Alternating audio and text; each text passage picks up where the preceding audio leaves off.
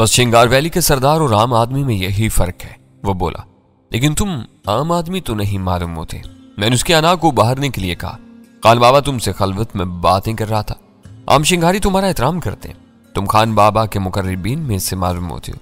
उसने तुमसे भी खलवत में बातें की थी। वो मुस्कुरा कर बोला, अपने बारे में क्या कहती हो? बातों में तुमसे जीतना बहुत मुश्किल है। वीरा मुस्कुराती हुई नजरों से उसकी तरफ देखते हुए बोली, ये बताओ कि हम पर घूमने फिरने की पाबंदी है, लेकिन क्या ऐसा हो सकता है कि तुम्हारे आदमियों की निगरानी में हमें पूरे गालान की सैर करवा दी जाए? गालान की सैर? उसने हैरत से दुहराया, यहाँ रखा ही क्या है जिसकी सैर करोगी? हवेली से पहले नजर आने वाली आबादी बहुत शानदार है। मेरा ख्याल है कि उसका हर मकान काबिल जीत होगा। तुम लोग इधर नहीं जा सकते। संदल खान ने वीरा की बात काट कर कहा, गालान सरदार का रहायशी इलाका है। वो अपने तमाम लश्करियों और जिरगे के साथ इस हवेली में रहता है और उसके सारे रिश्तेदार उस आबादी में रहते हैं जिसका तुम जिक्र कर रही हो। इस आबादी में बाहर वालों का दाखिला मना है। बेपर्दगी का मामला हो तो तुम सिर्फ मुझे और गजाला को वहां ले जा सकती हो। मर्द यहीं रहेंगे, बाहर वाली औरतें भी वहां नहीं जा सकती। उन्हें देखकर गालान वालियां बिगड़ सकती हैं। तुम्हारे लिबास, बाल चाल, ढाल या किसी भी बात से उनके ज़हनों में फतूर पैदा हो सकता है। हम लोग इस बुरे वक्त से डरते हैं जब गालान वालियां रात के अंधेरे में अपने मर्दों के कानों में अनोखी सरगोशियां करने लगे। आबादी ना सही, वो ऊंट या जराफा की गर्दन जैसी पहाड़ी भी देखी जा सकती है। वीरा मुसर रही। नादानी की बातें ना करो, वह हंसकर बोला। उधर जाने के नाम से चिंगारी तक लर्जा बंदाम हो जाते हैं। खान बाबा के खास मुहाफिज जाते हैं या फिर वो मुजरिम ले जाए जाते हैं जिन्हें उस चोटी से दर्रे में गिराकर मौत की सजा देनी होती। वो तफरीका नहीं, दहशत और इबरत का मकाम है। हमें इसी छत के नीचे अपना वक्त गुजारने की आदत टालनी होगी। मैंने मायूसी से कहा, तुम्हें नहीं, इन तीनों को। संदल खान ने अपने लबों से सिगार हटाकर कहा, तुम्हारे लिए तो काबिल की खुली फिजाएं मुंतजिर है। पालराई जरूर हो रही है, लेकिन सुना है कि बाज महफूज इलाकों में रातें जागती हैं। तुम्हें मालूम है कि मुझे काबुल क्यों भेजा जा रहा है? मैंने उसकी आंखों में झांकते हुए सवाल किया। ये एक खुला हुआ राज है। खान बाबा को जन्नत गुल का सर दरकार है। बाहर आने जाने वाले हर शिंगारी को यह राज मालूम है, लेकिन कोई इस बारे में बात नहीं करता। मैं भी तुमसे अनजान बन जाता, लेकिन मुझे मालूम हो चुका है कि खान बाबा ने यही मकसद हासिल करने के लिए तुम्हें चारों को यहाँ बुलवाया है। मुझे कौन बता सकेगा कि जन्नत गुल काबुल के किस इलाके में मिल सकेगी? मैंने पूछा। खान बाबा ही किसी को नामजद करेगा। वैसे तो सिबगतुल्लाह भी आज शाम ही वापस आया। वो जलालाबाद में अपना काम पूरा करने के बाद काबुल की तरफ निकल गया था। उसके पास ताज़ा तरीन इतलात होंगी। मेरे लिए वो इतलात तशवीश अंगेज थी। इस वक्त तक मैंने सिबगतुल्लाह को नहीं देखा था, लेकिन दौरान सफर बदरुदादा के ट्रांजिट कैंप में संदल खान ने हमसे नर्म और मुफाहमाना रवैया इख्तियार किया था। ये उसी कदम था कि उसके बाद से हमें कोई परेशानी नहीं उठानी पड़ी थी। हम लोग शिंगारियों की कैद में होते हुए भी हर किस्म के आसाइशों से फैज़याब हो रहे थे। अगर हमें संदल खान की बराह रास्त निगरानी से निकाल कर सिबगतुल्लाह के हवाले कर दिया जाता तो हमारे लिए बहुत से मसाइब पैदा कर सकता था। हमारी वो महफिल ज्यादा देर तक नहीं चली, क्योंकि अंधेरा गहरा होने के साथ ही रात का खाना आ गया। इस बार संदल खान हमारे साथ खाने में शरीक नहीं हुआ, बल्कि अलग बैठा शराब पीता रहा। इस दौरान में उसने खुमा फेरा कर कई बार ये जानने की कोशिश की कि घंटियों वालों के बारे में मेरे और सरदार पाइंदा गुल के दरमियान क्या बात हुई थी, लेकिन मैंने सरदार पाइंदा गुल की बताई हुई हद से जरा भी तजावुज नहीं किया। संदल खान हर मामले में खुद को अपने सरदार का फरमा बरदार साबित करता चला था, लेकिन पाइंदा गुल के बागियों के बारे में उसकी गैर मामूली दिलचस्पी ने मेरे दिल में शुबहत पैदा कर दी। मुझे यूं महसूस होने लगा जैसे वो अपने सरदार का मोतमत होने के साथ साथ बागियों से भी मिला हुआ था और उनके मफादात के तहफ्फुज के लिए मुझसे ये जानना चाह रहा था कि पाइंदा गुल उसकी या उनकी सरकोबी के लिए क्या हिकमत अमली इख्तियार करने वाला था। हम लोग खाने से फारिग हो गए, फिर भी संदल खान काफी देर तक हमारे पास बैठा इधर उधर की हाँकता रहा। वीरा उसकी तवज्जो का खास मरकज थी। उसने निचली वादी में पहुंचने के बाद वीरा से जिस बेअतनाई का मुजाहरा किया था वो यकसर खत्म हो चुकी थी। मैंने ये नतीजा अखज़ किया कि वीरा ने मर्दों को लुभाने और रुझाने वाली हरकतों से उसके दिलो दिमाग पर कब्जा जमा लिया था, लेकिन वो दूसरों के सामने खुद को वीरा से बेनियाज जाहिर करने की कोशिश करता रहा था। अलबत्ता शराब के खुमार से खोपड़ी गर्म होने के बाद वो सारी एहतियात को बालाए ताक रखकर बितकल्फी पर उतर आया था। उसकी हौसला अफजाई में उस अमर का भी खासा दखल था कि हमारे इस कमरे में संदल खान के अलावा कोई दूसरा शिंगारी नहीं था। संदल खान झूमता और लड़खड़ाता हुआ उठा तो एक तरफ से वीरा ने उसे सहारा दिया, दूसरी तरफ से मैंने उसका बोझ संभालने की कोशिश की, लेकिन वो बदमाश मखमूर होने के बावजूद उस कदर चालाक था कि उसने सारा जोर वीरा पर डालकर अपना बाजू उसके शाने पर रख दिया। हम दोनों उसे लेकर बामुश्किल निकासी के रास्ते तक पहुंचे ही होंगे कि अचानक सामने से वहशत ज़दा चेहरों वाले दो चिंगारी हमारे सामने आके उन्होंने झुककर संदल खान को ताजीम दी, लेकिन उसे अपने गिरदोपेश का कुछ होश ही नहीं था। उन दोनों ने हमें फारिग करके संदल खान को अपनी तहवील में ले लिया और वहां से चले गए। मालूम होता है कि कुछ नादीदा मोखलों या सुराखों से इस कमरे की निगरानी की जा रही है। वीरा ने वापस लौटते हुए मानी खेज लहजा में कहा, ऐसा ना होता तो अचानक वो शिंगारी ना आते। निगरानी होती है तो हमें फिक्रमंद होने की क्या जरूरत है? हम यहाँ कौन सी गड़बड़ कर रहे हैं? इन सुराखों से हमारी आवाजें भी सुनी जा सकती हैं। हमें आम बातों के लिए सरगोशियों पर इंतजार करना पड़ेगा। वो बोली, ये बददिमाग लोग हमारी तरफ से भड़क गए तो इन्हें संभालना मुश्किल हो जाएगा। एहतियात अपनी जगह है, लेकिन निगरानी करने वाले बिल्कुल होश में है। वो उर्दू नहीं समझ सकेंगे। ज्यादा अहम बातें अंग्रेजी ही में की जा सकती हैं। मुझे पूरा यकीन है कि यहाँ दूर दूर तक कोई अंग्रेजी जानने वाला नहीं मिल सकेगा। उसने फौरी ख्याल के तहत पुरजोश लहजे में कहा और मैं फौरन ही उसके मशवरे की अफादियत का कायल हो गया। अंग्रेजी जुबान हमारे लिए बिलाशुबा महफूज तरीन थी। इस वक्त सुल्तान शाह ने मेरी तवक्का के बरक्स से वीरा को तनकीद का निशाना नहीं बनाया। शायद उसने समझ लिया था कि हमारी जरूरियात के तकाजे क्या थे। वीरा संदल खान के साथ जिस आजाद रवि का मुजाहरा कर रही थी वो उसके माहौल और मिजाज के खिलाफ नहीं था। वो मगरिब के आजाद मुआशरे में पली बड़ी थी। वहां मर्दोजन के आजादाना मेल जोल पर कोई कदगन नहीं थी। फिर संदल खान तो बस उसके लम्सी से मदहोश हुआ जा रहा था। इस बारे में वीरा को अपने ऊपर कोई जबर नहीं करना पड़ा था। हाँ, संदल खान की तवज्जो अगर गजाला की तरफ मबजूल हो जाती तो ना मैं उसे हद से तजावुज करने की इजाजत देता, ना वो अपने बदन पर किसी अजनबी के घनौने हाथों का लम्स बर्दाश्त कर पाती। इसलिए जो कुछ हो रहा था उसकी तरफ से आंखें बंद कर लेना ही सबसे बेहतर था। शिंगारियों को कुदरत ने कुशादा कदोकामत से नवाजा था और उन्होंने अपने इस्तेमाल के हर चीज का साइज जरूरत से बड़ा रखा था। मुझे चिगा सराय के बरामदे में पड़ी हुई वो देवहैकल चारपाइयां याद थी जिन पर बैक वक्त दसियों अफराद आराम से सो सकते थे। यही सूरत हमारे बिस्तरों की थी। कमरे में मौजूद हर तख्त इस कदर बड़ा था कि हम चारों ही बहुत आराम से एक तख्त पर सो सकते थे। लेकिन शिंगारियों ने हमारे लिए 4 तख्त अलग अलग डाले हुए थे और हर तख्त आरामदेह बिस्तर और कंबल से आरास्ता था।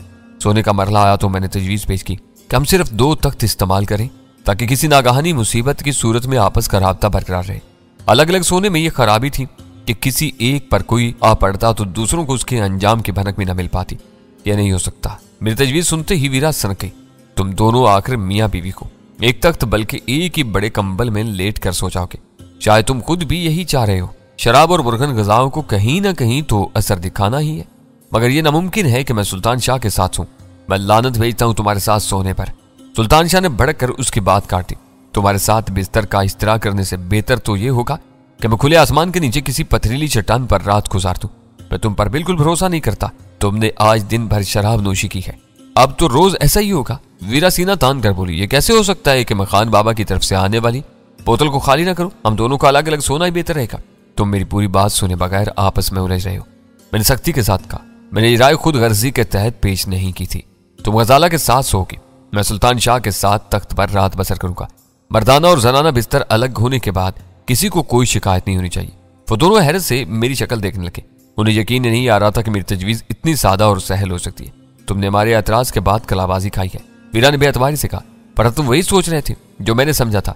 कई रातों की बेआरामी के बाद तुम्हें इस तरह सोचने का पूरा पूरा हक है। तुम शादीशुदा हो और तुम्हारी बीवी भी यहाँ मौजूद है। चुप रहो, मैंने उसे फटकार दिया। मैं इस वक्त भूला हुआ था कि मैं शादीशुदा हूँ। इन नखरों में पड़कर हम अपनी मिट्टी पलीत करवा लेंगे। तुम दोनों को तासुब और तंग नजरी को खैर बात कहना होगा। मैंने तुम्हारी तजवीज पर कोई एतराज नहीं किया था। सुल्तान शाह ने मुंह लटका कर कहा। मैंने तो इसकी बात का जवाब दिया था। इसे मेरी बेइज्जती करने का कोई हक नहीं है। अब चुप हो जाओ वरना मैं अपना सर फोड़ लूंगा। मैंने गुराते हुए कहा, तुम भी उससे कम नहीं हो। मेरी समझ में नहीं आता कि मैं तुम्हें किस तरह राह रास्त पर ला सकूंगा। मेरा मसनूई तेवर देखकर उन दोनों ने चुप साध ली। गजाला ने अंदरूनी तख्त का रुख किया तो वीरा भी उसके पीछे हो ली। मैंने खिड़की वाली दीवार के साथ बिछे हुए तख्त का इंतखाब कर लिया। सुल्तान शाह ने कमरे में एक मशल रोशन रहने दी तो गजाला ने एतराज चढ़ दिया। उसका कहना था कि मशल की चिरांद और रोशनी में वो एक पल भी नहीं सो सकेगी।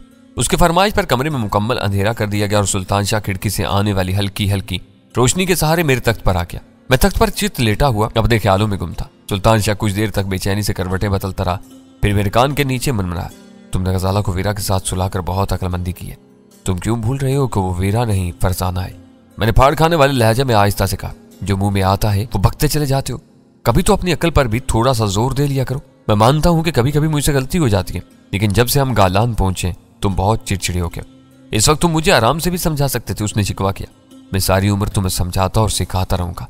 तुम अपनी अकल से काम कब लेना शुरू करोगे? आइंदा मैं मोहतात रहूंगा। तुम्हारा यह जहरीला लहजा मुझे किसी दिन खून के आंसू रुला देगा। उसकी आवाज दिल गिरफ्तार हो गई थी, लेकिन मुझे उस पर जरा भी तरस नहीं आया। गलती करने के बाद खुद पर मजलूमियत तारी करने की आदत मेरे लिए कभी भी काबिल बर्दाश्त नहीं रही थी। मैं काफी देर तक मुंतजिर रहा कि वो मेरी अकलमंदी की वजाहत करे, लेकिन वो अपनी जगह पर खामोश और बेसुध पड़ा रहा। तंग आकर मैंने उसे झंझोड़ डाला। कब बताओगे कि मैंने क्या अकलमंदी की है? इस वक्त तुम चिड़चिड़े हो रहे हो, तुमसे बात करनी बेकार है। उसकी आवाज भारी थी। मेरा गुस्सा वक्त ही होता है, मैंने बमुश्किल खुद पर काबू पाते हुए कहा, जल्दी बताओ कि तुम क्या कह रहे थे। गजाला फरजाना का ख्याल रखेगी, अगर वो अलग सोती तो रात में संदल खान बहुत खामोशी से उसे उठवा सकता था। उसने गहरी संजीदगी के साथ कहा, मौका मिला तो मैं गजाला को भी होशियार कर दूंगा। इस बार मुझे अपना गुस्सा पीना पड़ गया। मेरे लिए वीरा एक अजाब बनकर रह गई थी। एक तरफ संदल खान उस पर मरा जा रहा था तो दूसरी तरफ सुल्तान शाह भी उससे बेपनाह नफरत जताने के बावजूद उसकी फिक्र में घुला जा रहा था और इत्मीनान से अपने बिस्तर पर दराज थी। मैंने इंतहाई तहम्मुल से काम लेते हुए कहा, गजाला को परेशान करने की जरूरत नहीं, तुम भी आराम से सो जाओ, मैं फरजाना की निगरानी करता रहूंगा। संदल खान को ऐसी हरकत करनी होती तो कल रात वो वादी में खुद मुख्तार था। कालान में खान बाबा से करीब रहते हुए वो ऐसी कोई हरकत नहीं करेगा। इसके बाद वो खामोश हो गया। वीरा और गजाला की जानिब से कुछ देर तक दबी दबी सरगोशाना आवाजें सुनाई देती नहीं। आखिरकार उधर भी सकूत तारी हो गया। काफी देर गुजरने के बाद मैंने होले से सुल्तान शाह को पुकारा, लेकिन कहीं से कोई जवाब नहीं आया। वो तीनों गहरी नींद सो चुके थे। इस वक्त तक फिजा में खासी खुनकी हो चली थी। मैंने सर से पैर तक दबीज ऊनी कंबल तान कर आंखें मूंद ली, क्योंकि मुझ पर नींद का गलबा हो चला था। मैं कब तक सोया और कितनी देर तक सोता रहा इस बारे में मुझे कोई अंदाजा नहीं हो सका। बस दम घुटने की अजियतनाक एहसास से मैं हड़बड़ाकर बेदार हो गया। बेदार होती मुझे मालूम हो गया कि वो मेरा वहम नहीं था, बल्कि मेरे मुंह पर एक बड़ा सा हाथ पूरी कुव्वत के साथ जमा हुआ था। मेरे दोनों हाथ गैर इरादी तौर पर अपने धाने की तरफ गए तो मैंने बड़े बड़े बालों से भरे हुए एक चौड़ी कलाई को अपनी गिरफ्त में पाया।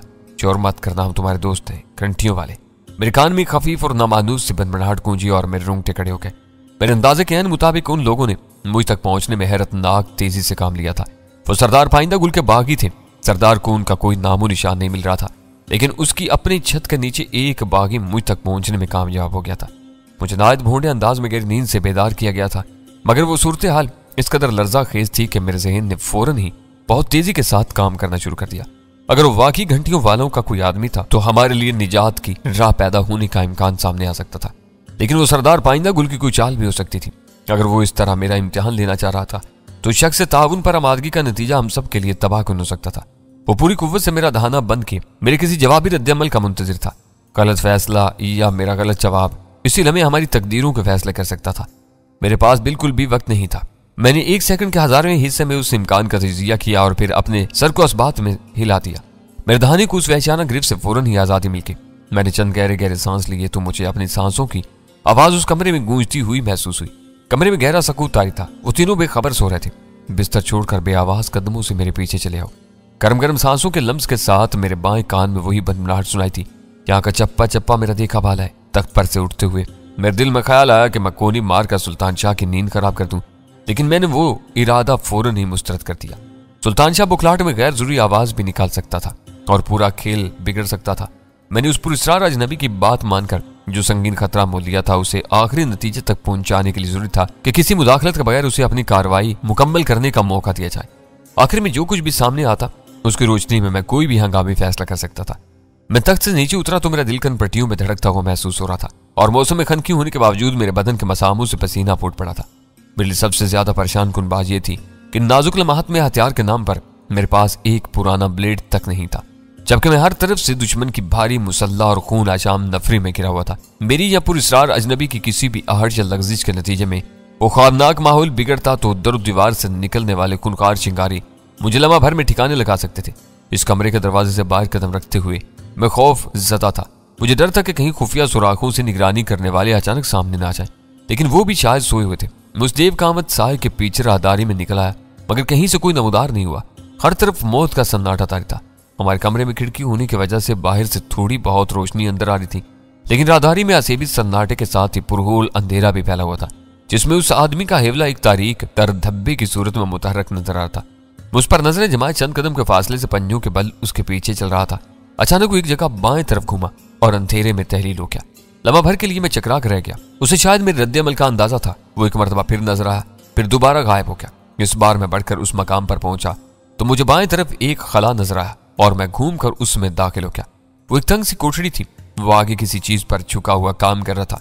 फिर उसने बगैर कोई आवाज पैदा किए एक दरवाजा खोल दिया जो उस तंग कोठड़ी को किसी और हिस्से से मिलाता था। दरवाजा खुलते ही दूसरी तरफ से हबस और सैलन का एक तेज भबका आया, मगर कोई तरद्दुद किए बगैर दरवाजे में दाखिल हो गया। मैं उसके पीछे था। इस दरवाजे से गुजरने के बाद मैंने खुद को एक और बड़े कमरे में पाया। अंधेरे की वजह से उसकी वसत का अंदाजा नहीं हो सका, लेकिन वो इतना जरूर बड़ा था कि उसकी आखिरी दीवारें नजर नहीं आ रही थी। मुझे लाने वाले ने मेरे आने के बाद कोठरी का दरवाजा एहतियात से बंद कर दिया। मैं अपने गिरदो पेश के जायजे ही में मसरूफ था कि अचानक कहीं से एक नकाबपोश मेरे सामने आ खड़ा हुआ। उसका भारी भरकम वजूद पर चिंगारियों जैसा लिबास था, हाथ में मैगजीन चढ़ी हुई क्लाशनकोफ तभी थी, लेकिन उसके चेहरे पर स्याह रंग का एक चुस्त नकाब चढ़ा हुआ था। मुझे ये देखकर खुशी हुई कि तुम किसी मुजाहमत के बगैर यहाँ आने पर आमादा हो गए। नकाबपोश ने सुकूत तोड़ते हुए भराई हुई आवाज में कहा तो साफ साहिर हो रहा था को अपनी आवाज बदलने की कोशिश कर रहा था। उसका एक ही मतलब था कि उसे मेरी जानिब से पहचान लिए जाने का खदशा था, जबकि मैं उर्दू जानने वाले गिने चुने चिंगारियों ही से वाकिफ था। मैंने फौरी तौर पर यह अंदाजा लगाने की कोशिश शुरू कर दी कि वो मेरे देखे हुए चिंगारियों में से कौन हो सकता है। गहरे अंधेरी की वजह से मुझे सिर्फ ये मालूम हो सका कि वो खासा तनुमंद और दराज कामत था, और ये ख्वास कमोबेश पूरे कबीले में मुश्तरक थे। मुझे इस तरह यहाँ क्यों बुलाया गया? मैंने धीमी आवाज में पूछा। सरदार पाइंदा गुल को इस मुलाकात का इल्म हो गया तो वो मुझे जिंदा नहीं छोड़ेगा। तुम्हें इल्म होगा कि मैं उसका क्या दूं? तो बेरात ताम कर उस तारीख कमरे के दूर उफ्तादा हिस्से की तरफ चल दिया। उसके सख्त और खुरदरे हाथ की गिरफ्त दोस्ताना थी। चलते चलते वो कहने लगा, पाइंदा गुल का खौफ अपने सर से उतार दो। अब वो मुर्दार खोर गिद्ध से ज्यादा हैसियत नहीं रखता। वो हमें पूरी वादी में ढूंढता फिर रहा है, लेकिन तुम देख लो कि मैं उसकी छत के नीचे मौजूद हूँ, और उसके फरिश्तों को भी मेरी इस मौजूदगी का इल्म नहीं है। तुम कौन हो और मुझसे क्या चाहते हो? मैंने पूरी एहतियात से काम लेते हुए पूछा। घंटियों वाले मेरे आदमी हैं। उन्होंने गालान की इस हवेली में छुपे हुए बूढ़े गिद्ध का सुख और चैन बर्बाद कर दिया है। वो मेरे एक इशारे का मुंतजिर है, लेकिन मैं बड़ी खूनरेजी से बचना चाहता हूँ। ईद करीब है, जब वो नीचे वादी में होने वाले मेले में आएगा तो उसकी गर्दन उतार कर नेजों पर टांग दी जाएगी। लेकिन तुम हमारा साथ दो तो ये बड़ा काम ईद से पहले भी पूरा हो सकता है। इस जरखेज वादी को अब पाइंदा गुल के अजाब से निजात मिलनी चाहिए। वो यहाँ पैदा होने वाली अफीम से हेरोइन बनाकर करोड़ों का आगा बंद कर रहा है। इस भारी आमदनी से चिंगारियों को जरा भी फैज नहीं पहुंच रहा है। बस वो अपने खुशामदी कुत्तों को नवाजता रहता है। इन पहाड़ों में भी इक़्तिदार की वही जंग चलती नजर आ रही थी जो बाहर की दुनिया में बहुत से मुल्कों को अपनी लपेट में लिए हुए थी। हुक्मरानों का हरीफ उन्हें बददियानत और गासिब करार देकर खुद इख्तियारी का तालिब था। फर्क सिर्फ इतना था कि हर मुहज्जब मुल्क में जायज वसाइल की लूट मार पर अजारतदारी का झगड़ा था, और इस वादी में हेरोइन की अंधी आमदनी ने नफरतों के बीच बो दिए थे। मैं बार बार यही पूछ रहा हूँ कि तुम मुझसे क्या चाहते हो? मैंने उससे कहा, तुम जन्नत गुल की तलाश में काबुल जाने के बजाय यहाँ से फरार हो जाओ। उसने काफी दूर निकल आने के बाद एक जगह रुक कर आहिस्तगी के साथ कहा, पाइंदा गुल ने कसम खाई है कि वो जब तक अपने बदमाश भांजे के कातिल को सजा नहीं देगा, कोशानिशीनी से निकलकर अपने इख्तियारात इस्तेमाल नहीं करेगा। मैं चाहता हूं कि तुम उसका साथ ना दो, वो अपने डेरे में बंद रहे और हम हथियार लेकर निकल पड़े। मुझे यकीन है कि हम वादी को उसके जुल्म से निजात दिलाने में कामयाब हो जाएंगे और जिल्लत की मौत मारा जाएगा। मैं इन पहाड़ों में अजनबी हूँ, मुझे बहुत सोच समझ कर फैसला करना होगा। वह जन्नत गुल को मौत की सजा देने में कामयाब हो गया तो शिंगार वैली की आधे से ज्यादा जवान और बूढ़ी औरतों के सर मूंड कर 40 दिन के लिए उनकी छातियां बरहना करा दी जाएंगी। वो पुरजोश मगर धीमे लहजे में कहने लगा। इस दहशत ने पूरी वादी में अंदर ही अंदर इस्तराब की लहर दौड़ा दी है। अब्दुल रहीम खान का पाइंदा गुल के अलावा और कोई मर्द वारिस नहीं है। सबको यकीन था कि पाइंदा गुल की बूढ़ी हड्डियां सैकड़ों मील दूर छुपे हुए कातिल से इंतकाम लेने के काबिल नहीं है, इसलिए बेशुमार औरतें अब्दुल रहीम खान की मैयत पर अपने बाल खोलकर क्रिया व मातम करती रही थी। अब इन सब की इज्जत खतरे में है। जिन औरतों के नाखून भी नामहरमों की निगाहों से महफूज थे, उन्हें 40 दिन तक अपनी छातियां बरहना करके बस्तियों की खाक छाननी पड़ेगी। वो वक्त आने से पहले ही जाने कितने गैरतमंद चिंगारी अपने हाथों से अपनी औरतों, माओं और बच्चियों को मौत के घाट उतार देंगे। इस वादी में बच्चे जनने वालियों का काल पड़ जाएगा और फिर बाहर से लाई जाने वाली औरतों के बोझ से ये चट्टानें रो पड़ेंगी। चिंगारा वैली को इस तबाही से बचाने के लिए हमने अपनी सरगर्मियां तेज कर दी हैं। हम कामयाब हो गए तो तुमको भी फौरन आजादी मिल जाएगी, वरना पाइंदा गुल ने तुम्हें काबुल भेजकर तुम्हारे साथियों को यरगमाल बनाने का फैसला कर लिया है। हमारा साथ देकर तुम खिसारे में नहीं रहोगे, ये मेरा वादा है। और शिंगारी अपने कौल के धनी होते हैं। वो जो कुछ कह रहा था दुरुस्त कह रहा था। सरदार पाइंदा गुल ने भी मुझसे इन्हीं आज़ाइम का जिक्र किया था, इनमें कोई मुबालगा नहीं था। पाइंदा गुल ने जब मुझसे वो बातें की तो वो बहुत मजलूम और दिल गिरफ्तार नजर आ रहा था, लेकिन वही बातें उस नकाबपोश ने दोहराई तो पाइंदा गुल यक बयक एक खुदगर्ज जरिंदा मालूम होने लगा था। तुमने मुझे यहां तक बुलवाया है तो इससे जाहिर होता है कि तुम्हारे हाथ बहुत लंबे हैं। मैं तफक्कुर अमीर लहजे में कहा, फिलहाल मैं तुम्हारी पेशकश पर गौर करूंगा। फर्ज करूं मैं तुम्हारा साथ नहीं देता तो तुम हम लोगों के साथ क्या सलूक करोगे? वही जो पाइंदा गुल और उसके हामियों के साथ करेंगे। उसने बिला तवक्कुफ जवाब दिया, हम किसी कीमत पर तुमको काबुल नहीं जाने देंगे। हो सकता है कि रास्ते ही में तुम्हारा काम तमाम कर दिया जाए, या फिर हमें किसी भी वक्त खामोशी से ठिकाने लगा दिया जाए। मैंने पूछा, हम बुज़दिली के काम नहीं करते, छुप कर वार करना हमारी सरिश्त में ही नहीं है। उसका लहजा कदरे तेज हो गया। हम अपने दुश्मन को ललकार कर उस पर सामने से वार करते हैं, नतीजा कुछ भी निकले हमारी दलेरी और बेखौफी पर हर्फ नहीं आता। इस बारे में तुम्हें फिक्रमंद नहीं होना चाहिए। जब तबल बजेगा और हम आग बरसाते हुए इस हवेली में घुसेंगे तो हमारी राह में आने वाला हर शख्स भून दिया जाएगा। तुम्हारा हशर उन्हीं के साथ होगा। मुझे कल तक की मोहलत दरकार है। मैं अपने साथियों से मशवरा करके ही कोई फैसला कर सकूंगा। ठीक है, मैं इतना इंतजार कर सकता हूँ, मगर फैसला करते हुए याद रखना कि मेरा दोस्ती का हाथ ठुकराने के बाद तुम्हें श्रृंगार वैली की सरजमीन पर कहीं अमान नहीं मिल सकेगी। उसने सख्ती के साथ कहा। मैं ये बात अच्छी तरह समझ चुका हूँ। क्या तुम मुझे अपनी सूरत नहीं दिखाओगे? अभी इसका वक्त नहीं आया। वो सरसरी लहजे में कहते कहते एकदम चौंक कर बदले लहजे में बोला, ये तो बताओ कि जन्नत गुल अपने और तुम्हारे बारे में जो कहानी सुनाती फिर रही है उसमें कितनी सदाकत है? कौन सी कहानी? मैंने अनजान बनकर पूछा। मेरी उससे तो बातें हुई थी। सिर्फ बातें नहीं, वो मर्द और औरत के अजली ताल्लुक की बातें कर रही है। क्या यहाँ लाए जाने से पहले भी तुम पाइंदा गुल या अब्दुल रहीम खान की यरगमाली रह चुके हो? वो बहुत ज्यादा मुतजस्सिस हो चुका था। दोनों बातें दुरुस्त हैं, मैंने होले से कहा। क्या यही बात पाइंदा गुल को डस रही है कि जन्नत गुल ने मुझको अपने वजूद की खुशबू से रोशनास क्यों किया? ये उसकी मर्जी थी, और तुम जानते हो कि जब जन्नत गुल जैसी औरत पेशकदमी करने पर तुल जाए तो दुनिया का कोई मर्द मुकाबला नहीं कर सकता। शायद तुम्हें जन्नत गुल और पाइंदा गुल के रिश्ते के बारे में तो मालूम ही होगा। मुझे सब मालूम है, लेकिन हम लोग कीचड़ में संगबारी नहीं करते। चींटों से अपना दामन भी दागदार होने का डर रहता है। शहरों की खाक छानने वाले मर्द कहीं ना कहीं डगमगा ही जाते। यह पाइंदा गुल का ऐसा कसूर नहीं है कि उसे बस्तियों में बदनाम किया जाए। उसकी लड़की नस्ल के साथ मिजाज के एतबार से भी हरामजादी है, वरना कौन अपने गंदे नस्ब को बाजारों में उछालता फिरता है? सरदारी का झगड़ा निमट जाए फिर मैं खुद ही उसे सजा दूंगा। जन्नत गुल ने एक जरगमाली के बिस्तर पर जाकर सारे शिंगारियों के मुंह पर थूका है। यह सिर्फ सरदार पाइंदा गुल का मामला नहीं है। तुम्हें मालूम होना चाहिए कि मैंने उस पर जबर नहीं किया था। उसके तेवर देखते हुए मैंने फौरन अपनी सफाई में पुरानी कहानी दोहरानी जरूरी समझते हुए कहा, उसने मेरे साथ जबरदस्ती की थी। तुम्हारे बताए बगैर भी यह अंदाजा हो जाता है। जबरदस्ती का निशाना बनने वाली औरतें इज्जत के खौफ से खामोश रहती हैं या फिर किसी शाहजोर से फरियाद करती हैं, लेकिन वो तो खुद अपनी कहानी सुनाती फिर रही है। इसी से जाहिर होता है कि उसके साथ जो कुछ हुआ उसकी मर्जी से हुआ। जब से जैगम खान लंगड़ा हुआ है वो बिल्कुल ही बेहजाब और बेलगाम हो गई है। अब उस बेशर्म लड़की की बात मत करो। वो पाइंदा गुल के हाथों उस जुर्म में नहीं मारी जाएगी कि वो अब्दुल रहीम खान की कातिल है। अब मैं उसे मारूंगा कि उसने एक कैदी के साथ अपना मुंह काला किया था। क्या अब मैं वापस जा सकता हूँ? मैंने झिझकते हुए सवाल किया। अकेले लौटे तो मारे जाओगे, मेरा आदमी तुम्हारे साथ जाएगा। ये कहकर उसने अपने धाने से झिंगर की हल्की सी आवाज निकाली और अपनी बात जारी रखते बोला, मैंने तुम्हें सोचने के लिए कल तक का वक्त दिया है। अब मेरी तुमसे मुलाकात नहीं होगी। तुम्हारा फैसला कल रात के खाने के वक्त मुझ तक पहुंच जाएगा। तुम्हें मेरी तजवीज मंजूर हो तो बड़ी काब खाली करके थाली में ऊंधी कर देना। यह निशानी ना हुई तो तुम पाइंदा गुल के हम नवाज समझे जाओगे। इस इस्लाम में उसका आदमी मेरे करीब आकर खामोशी से खड़ा हो गया। तो क्या खाना लाने वालों में भी तुम्हारा वफादार मौजूद है? मैं इसराइली लहजे में पूछ बैठा। गैर जरूरी सवाल मत करो, वो गुर्राया। मेरी कुछ ना कुछ बुनियाद है जिसके जोर पर मैंने पाइंदा गुल को मार गिराने का बीड़ा उठाया है। मेरे लिए कौन कौन काम कर रहे हैं तुम्हें इससे कोई गर्ज नहीं होनी चाहिए। तुम बस वो करो जो मैंने तुम्हें बताया, इससे आगे देखना मेरा काम है। ये कहकर वो अंधेरे कमरे में अंदर की तरफ बढ़ता चला गया और दूसरा आदमी मुझे अपने साथ लेकर वापस उसी दरवाजे की तरफ चल दिया जिधर से हम दाखिल हुए थे। कोठड़ी का दरवाजा खोलकर उसने बहुत एहतियात से बाहर की सुनगुन ली, फिर पहले मुझे बाहर निकाल दिया। दरवाजा बंद करने के बाद वो रादारी में हो लिया। पाबदस्तूर तारीकी और सन्नाटे की हुक्मरानी थी। यूं मालूम हो रहा था जैसे उस हिस्सा में रहने वाले शिंकारी अफीम खाकर गहरी नींद सोए हुए हों।